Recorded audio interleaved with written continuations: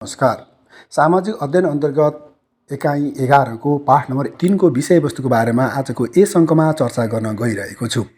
पाठ नम्बर 3 अन्तर्गत विषयवस्तु रहेको छ शिक्षाले सामाजिक तथा सांस्कृतिक विकासमा ल्याउने परिवर्तन र प्रभावहरू। आउनुहोस्, शिक्षाले सामाजिक तथा सांस्कृतिक विकासमा के कस्ता परिवर्तन र प्रभावहरू ल्याउने गर्दछ यस विषयवस्तुको बारेमा सूक्ष्म रूपमा बुझ्ने प्रयास गरौँ। सबैभन्दा पहिला सामाजिक विकास भन्नाले के बुझिन्छ भन्ने विषयवस्तुको बारेमा हामी बुझ्ने कोसिस गरौँ। साधारणतया समाजको सफलता यसका सदस्यहरूको सफलतासँग जोडिने भएकाले समाजका प्रत्येक व्यक्तिले आफ्नो क्षमताको उच्चतम तहसम्म पुग्ने गरी उनीहरूको सुविधामा सुधार गर्नु नै सामाजिक विकास हो, अथवा समाजमा भएको मानिसहरूको कार्यदक्षतामा विकास गर्नु नै सामाजिक विकास हो। व्यक्तिको विकास गर्नु नै समाजको विकास हो, किनभने समाज सञ्चालन नै व्यक्तिद्वारा हुने गर्दछ। समाज विकास गर्नका लागि व्यक्तिको सर्वाङ्गीण विकास गर्न आवश्यक हुने गर्दछ। त्यसैले व्यक्तिको विकास गर्नु नै सामाजिक विकास भनेर हामी बुझ्ने गर्दछौँ। व्यक्तिले आत्मविश्वास र आत्मसम्मानका साथ आफ्नो समृद्धितर्फको यात्रा गर्नबाट रोक्ने सबै बाधाहरू हटाउनु पर्दछ। जस्तै गरिबीमा बाँचिरहेका मानिसहरूलाई यसबाट मुक्त गरी समृद्धितर्फ लैजानु सामाजिक विकास हो। सामाजिक विकासले मानिसहरूलाई दुःख, पीडा, बाधा, बन्धन, सीमितता, अन्याय, अज्ञानता, असक्षमता आदिबाट मुक्त दिलाई सहज, सुखी र खुशी जीवनयापन गराउने लक्ष्य राख्दछ। संयुक्त राष्ट्र सङ्घीय विकास कार्यक्रमले शिक्षा, स्वास्थ्य र आम्दानीलाई मानव विकासका 3 क्षेत्र मानेको पाइन्छ। त्यसमध्ये शिक्षा र स्वास्थ्यलाई चाहिँ सामाजिक विकासका पक्षहरू मानिएको पाइन्छ। यसरी हामीले सामाजिक विकास भन्ने विषयवस्तुको बारेमा बुझिसकेपछि अब हामी सामाजिक विकासमा शिक्षाको भूमिका के कस्तो रहेको हुन्छ भन्ने विषयवस्तुको बारेमा बुझ्ने कोसिस गरौँ, अथवा सामाजिक विकास गर्नमा शिक्षाको के कस्तो भूमिका रहन्छ भन्ने विषयवस्तुको बारेमा चर्चा गरौँ। समाज समृद्ध र विकसित हुनका लागि शिक्षाको के कस्तो भूमिका रहेको हुन्छ, आउनुहोस् यसको बारेमा बुझ्ने कोसिस गरौँ। मानव विकास गर्नका लागि सामाजिक विकास आवश्यक छ। शिक्षा र स्वास्थ्यलाई सामाजिक विकासका मुख्य तत्त्वको रूपमा मानिन्छ।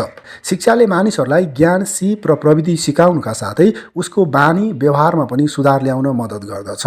त्यसकारण सामाजिक विकासमा शिक्षाको भूमिका महत्त्वपूर्ण हुने कुरा सर्वमान्य रहेको छ। शिक्षाले सामाजिक विकासमा निम्न अनुसारका भूमिकाहरू खेल्ने गर्दछ। सबैभन्दा पहिला सामाजिकरण। शिक्षाले सामाजिक विकास गर्नमा निम्न अनुसार भूमिका खेल्दछ। सबैभन्दा पहिला सामाजिकरण। मानिसलाई समाजको मूल्य, मान्यता, नैतिकता, नीति, नियम, परम्परा, रीतिरिवाज, कला, साहित्य जस्ता सामाजिकरणका प्रक्रिया सिकाउने एउटा महत्त्वपूर्ण माध्यम शिक्षा हो। त्यसै गरी दोस्रोमा रहेको छ क्षमता विकास। शिक्षाले ज्ञान, सिप र प्रविधि दिएर व्यक्तिलाई दक्ष जनशक्ति बनाउने गर्दछ। यस्तै शिक्षाले आफूलाई आवश्यक परेको ज्ञान, सिप र प्रविधि प्राप्त गर्ने क्षमता समेत विकास गराउने गर्दछ। त्यसैगरी नम्बर तेस्रोमा छ आर्थिक समृद्धि। शिक्षित व्यक्तिहरूले आफै रोजगार सिर्जना गरी आफ्नो आर्थिक विकास गर्न सक्दछन्। त्यस्तै यिनीहरू दक्ष जनशक्ति भएकाले स्वदेशी वा वैदेशिक रोजगारी सहजै प्राप्त गर्न सक्दछन्। अदक्ष जनशक्ति भन्दा दक्ष जनशक्तिको आम्दानी बढी हुने भएकाले उनीहरूले चाँडै आफ्नो आर्थिक अवस्था सुधार गर्ने गर्दछन्। यसरी शिक्षाले गरिबी निवारणमा सहयोग पुर्याउने गर्दछ। त्यसैगरी अर्को विषयवस्तु रहेको छ सबल अर्थतन्त्र। व्यक्तिको विकासको समग्र रूप नै राष्ट्रिय विकास हो। शिक्षाले व्यक्तिको क्षमता विकास र आर्थिक विकास समेत गर्ने भएकाले यसले राष्ट्रिय अर्थतन्त्रलाई सबल बनाउन सहयोग गर्दछ। त्यसैगरी अर्को विषयवस्तु रहेको छ असल स्वास्थ्य। शिक्षित व्यक्तिहरू आफ्नो स्वास्थ्यप्रति सचेत हुने गर्दछन्। उनीहरू काम, आराम र खाना बीचमा सन्तुलन कायम गर्न सक्षम हुने गर्दछन्। त्यसैगरी अर्को विषयवस्तु रहेको छ गुणस्तरीय जीवनस्तर। व्यक्तिको आर्थिक अवस्था सुधार हुनु भनेको क्रय शक्ति वृद्धि हुनु हो। यस्ता व्यक्तिले आफ्नो जीवनलाई सहज र आरामदायी बनाउन आवश्यक भौतिक वस्तुहरू खरिद गर्न सक्दछन्। त्यसैगरी अर्को विषयवस्तु रहेको छ लोकतान्त्रिक समाज निर्माण। लोकतन्त्र एउटा राजनीतिक व्यवस्था मात्र नभएर लोकतान्त्रिक व्यवहार पनि हो। शिक्षित व्यक्तिहरूले लोकतान्त्रिक मूल्य र मान्यता आत्मसात गर्ने भएकाले यिनीहरूले लोकतन्त्रको स्थापना र सुदृढीकरणमा महत्त्वपूर्ण भूमिका खेल्ने गर्दछन्। त्यसैगरी अर्को विषयवस्तु रहेको छ सशक्तिकरणका साधनहरू। शिक्षा नै समाजमा पछि परेका वा सीमान्तकृत समूहलाई सशक्तिकरण गराउने पहिलो उपाय हो। नेपालमा महिला, जनजाति, दलित आदि समूहका मानिसहरूलाई सशक्तिकरण गराउन उनीहरूको शिक्षामा पहुँच वृद्धि गर्ने कार्यक्रमहरू सञ्चालन गरिएका छन्। त्यसैगरी अर्को विषयवस्तु रहेको छ असमानता र न्यूनीकरण। शिक्षाले मानिसमा सचेतना बढाउने भएकाले यसले समाजमा भएका आर्थिक, जातीय, लैङ्गिक, क्षेत्रीय आदि असमानताहरूलाई न्यूनीकरण गर्न मद्दत गर्दछ। त्यसै गरी अर्को विषयवस्तु रहेको छ द्वन्द्व तथा अपराध न्यूनीकरण। शिक्षाका कारण मानिसले रोजगार प्राप्त गर्ने तथा रोजगार व्यक्तिहरू आफ्ना काममा व्यस्त रहने भएकाले उनीहरू द्वन्द्व तथा अपराध कार्यमा संलग्न हुन चाहँदैनन्। यसरी शिक्षाले समाजमा द्वन्द्व र अपराध न्यूनीकरणमा पनि सहयोग गर्ने गर्दछ। त्यसै गरी अर्को विषयवस्तु रहेको छ सक्षम नेतृत्व छनौट। त्यसै गरी अर्को विषयवस्तु रहेको छ दिगो विकास। त्यसै गरी अर्को विषयवस्तु रहेको छ व्यक्तित्व निर्माण। त्यसै गरी हामीसँग अर्को विषयवस्तु रहेको छ वातावरण संरक्षण। यसरी सामाजिक विकासमा शिक्षाको महत्त्वपूर्ण भूमिका हुने गर्दछ। शिक्षाको महत्त्वपूर्ण भूमिका अन्तर्गत सरसर्ती हेर्दाखेरि सबैभन्दा पहिला सामाजिकरण, क्षमता विकास, आर्थिक समृद्धि, सबल अर्थतन्त्र, असल स्वास्थ्य, गुणस्तरीय जीवनस्तर, लोकतान्त्रिक समाजको निर्माण, सशक्तिकरणका साधनमा पहुँच, असमानता र न्यूनीकरण, द्वन्द्व तथा अपराध न्यूनीकरण, सक्षम नेतृत्व छनौट, दिगो विकास, व्यक्तित्व निर्माण र वातावरण संरक्षण गर्न सहयोग गर्ने गर्दछ। यसरी हामीले सामाजिक विकासमा शिक्षाको भूमिकाको बारेमा बुझिसकेपछि अब हामी शिक्षाले सांस्कृतिक विकासमा पार्ने प्रभावको बारेमा चर्चा गर्नेछौँ। शिक्षा आर्जन गरिरहँदाखेरि सांस्कृतिक विकासहरूमा, सांस्कृतिक गतिविधिहरूमा के कस्तो प्रभाव पर्ने गर्दछ भन्ने विषयवस्तुको बारेमा पनि हामी हेर्नेछौँ। सबैभन्दा पहिला संस्कृतिको संरक्षण गर्न हामीलाई सहयोग पुर्याउने गर्दछ। शिक्षा आर्जन गरिसकेपछि कुनै पनि समाजका व्यक्तिहरूले आफ्नो मौलिक संस्कृतिलाई जोगाइराख्ने गर्दछन् ताकि मौलिक संस्कृति भोलिका सन्ततिहरूलाई जस्ताको तस्तै हस्तान्तरण गर्नका लागि पनि सचेत नागरिकहरूले संस्कृतिको संरक्षण गर्न अग्रसर हुने गर्दछन्। त्यसै गरी संस्कृतिको प्रसारण गर्न पनि सहयोग गर्ने गर्दछ। शिक्षाले संस्कृतिको प्रसारण गर्न पनि सहयोग गर्ने गर्दछ। हामी संस्कृति बिनाको समाज कल्पना गर्न पनि सक्दैनौँ।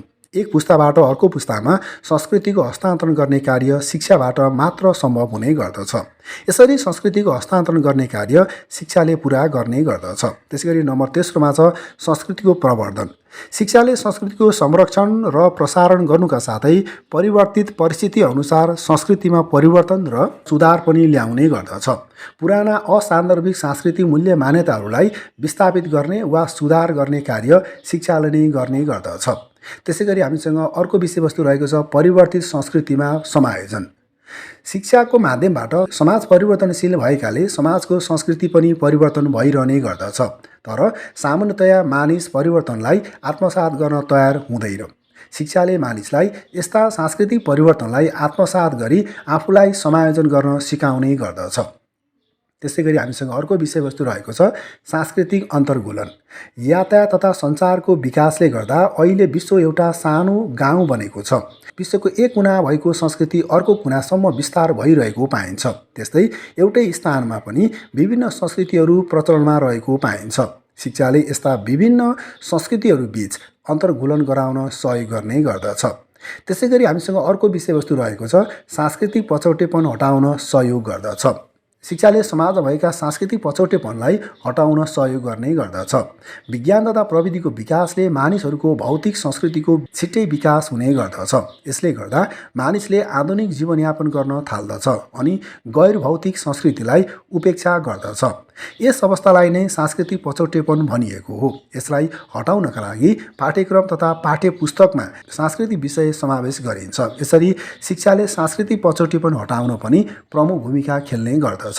यसरी हामीले यस अङ्कमा शिक्षाले सामाजिक तथा सांस्कृतिक विकासमा ल्याउने परिवर्तनको बारेमा चर्चा गऱ्यौँ। सरसर्ती हेर्दा सबैभन्दा पहिला सामाजिक विकास भनेको के हो भन्ने विषयवस्तुको बारेमा हामीले चर्चा गऱ्यौँ। त्यसपछि हामीले सामाजिक विकासमा शिक्षाको भूमिका अन्तर्गत विभिन्न विषयवस्तुहरूको बारेमा अध्ययन गऱ्यौँ। जस्तै सामाजिकरण, क्षमता विकास, आर्थिक समृद्धि, सबल अर्थतन्त्र, असल स्वास्थ्य, गुणस्तरीय जीवनस्तर, लोकतान्त्रिक समाजको निर्माण, सशक्तिकरणका साधनमा जोड, असमानता न्यूनीकरण, द्वन्द्व तथा अपराध न्यूनीकरण, सक्षम नेतृत्व छनौट, दिगो विकास, व्यक्तित्व निर्माण र वातावरण संरक्षण जस्ता विषयवस्तुहरूको बारेमा हामीले शिक्षाले समाज विकासमा पुर्याउने सहयोगको बारेमा चर्चा गऱ्यौँ। त्योसँगै हामीले शिक्षाले सांस्कृतिक विकासमा पार्ने प्रभावको बारेमा पनि चर्चा गऱ्यौँ, जस अन्तर्गत संस्कृतिको संरक्षण, संस्कृतिको प्रसारण, संस्कृतिको प्रवर्धन, परिवर्तित संस्कृतिमा समायोजन, सांस्कृतिक अन्तर्गुलन र सांस्कृतिक पछौटेपन हटाउन सहयोग गर्दछ भन्ने विषयवस्तुको बारेमा हामीले चर्चा गऱ्यौँ। यिनै विषयवस्तुहरूको बारेमा चर्चा गर्दै आजको यस विषयवस्तुको बारेमा गर्नुपर्ने चर्चा सकिएको छ। आगामी अङ्कमा अरू विषयवस्तुको बारेमा जानकारी लिनका लागि तपाईँहरूले हाम्रो यस च्यानललाई लाइक र सब्सक्राइब गर्नुपर्ने हुन्छ र छेउमा रहेको बेल आइकनलाई पनि क्लिक गर्नुपर्ने हुन्छ। यति गर्नुभयो भने आगामी अङ्कमा अरू विषयवस्तुहरूको बारेमा गरिएको चर्चा सबैभन्दा पहिला तपाईँले प्राप्त गर्नुहुनेछ भन्दै आजको यस अङ्कबाट बिदा हुन चाहन्छु। हवस् त, धन्यवाद।